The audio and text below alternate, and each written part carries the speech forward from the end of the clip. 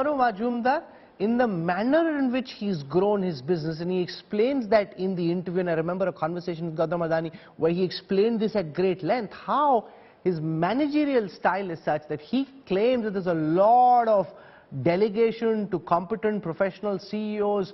His focus more on project reviews, capital allocation, financial reviews, rather than getting involved, which is why he says he has enough bandwidth to be able to dive headlong into new businesses and also spend time with his family. It's not as if he's engrossed in work 24/7.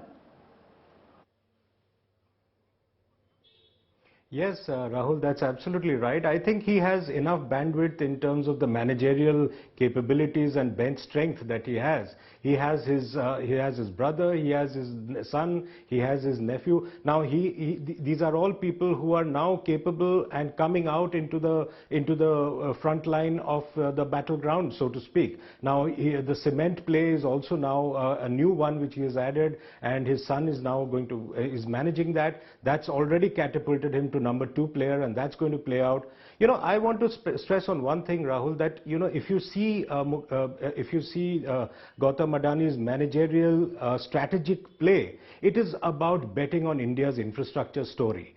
He is a firm optimist and believer in the Indian infrastructure story, and that is what you will find as a common theme across all his businesses. And Raj, I'm sure, would have got that detail from him across his businesses, that the common theme is one of capturing the entire value chain, integration across the businesses, and the infrastructure story. R.N. Bhaskar wrote a book, Gautam Adani, Reimagining Business in India and the World. And in the manner in which you wrote the book and how Gautam Adani's businesses have flourished since, and from what you've gathered from this interview, what are you making of the man, his promise, and what makes him special? What makes him the person of the year versus everybody else who'd like to be Gautam Adani but can't be Gautam Adani? Well, I can only say 3 things. 1, Gautam Adani is a quintessential trader.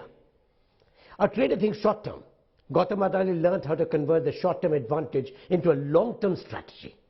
Many traders don't make the mark, don't do the transition. Gautam Adani's done that.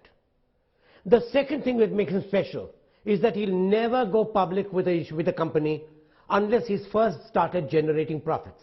He puts his own money, nurtures the company, makes it profitable, and then he goes public. Now that in turn makes investors very happy, and also gives him a valuation which he can use for further propelling his growth.